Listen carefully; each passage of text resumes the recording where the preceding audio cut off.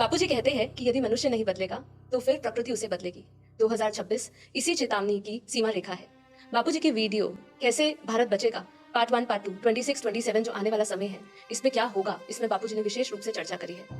विश्व युद्ध कैसे रोका जा सकता है, बापूजी की इस पे भी बहुत ही सुंदर चर्चा करी हुई वीडियो है।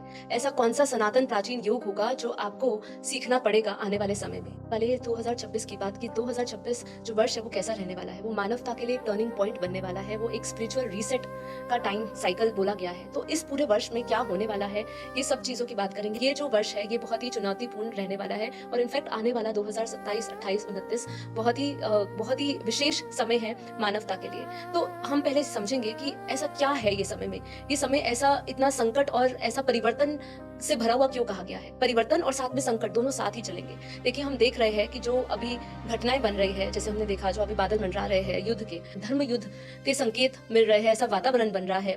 बापूजी ने बताया है हमें कि 2026 जो समय है ये पूरी तरह एक टर्निंग पॉइंट इसलिए होगा क्योंकि इसमें एआई का भी एक विशेष रूप से एक कार्य होगा। एआई जो होगा, जो आज हम देख रहे हैं कि आज एआई जो है वो और भी शक्तिशाली हो जाएगा। एआई का जो निर्णय है, वो जो निर्णय शक्ति है उसकी बढ़ जाएगी। और जो अधीनता, जो आज हमें लग रहा है कि हम एआई पे अधीन है, तो एआई पे अधीन है लेकिन एआई हम लोगों पे भी कंट्रोल कर लेगा, ऐसा समय आएगा। साथ ही साथ अगर हम बात करें तो ऐसा भी कहा जा रहा है इन वैज्ञानिक दृष्टि से कि मानवता और एलियंस का जो मिलना है वो मिलन यही साल में होगा। ऐसा घटनाएं बनेगी जहां पर एलियंस और मानवता मिलेंगे। जबकि हमारे बापूजी ने बताया है कि ये तो कई वर्षों से होता आया है, लेकिन वैज्ञानिक दृष्टि से तो हो सकता है कि ये अभी कुछ प्रमाण मिले ऐसा जिससे हमें पता चले कि एलियंस हमें संपर्क कर रहे हैं। ऐसे बहुत सारी घटनाएं हैं। खगोलीय दृष्टि से देखें तो बहुत सारी और चीजें हो रही है, लेकिन अब इसके समाधान क्या है? क्योंकि जैसे मैंने कहा, ये जो वर्ष रहेगा ये वर्ष निर्णायक वर्ष रहेगा।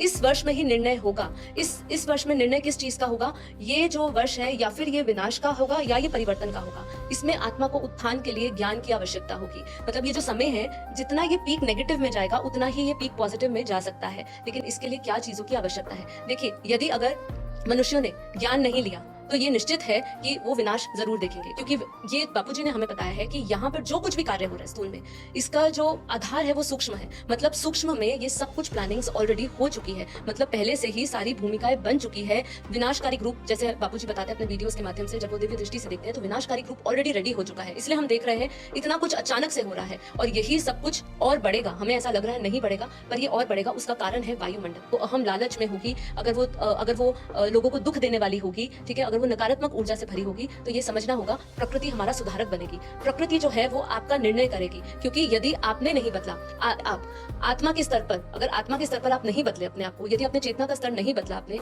तो आप प्रकृति के अधीन हो जाओगे और प्रकृति आप पर भारी पड़ जाएगी।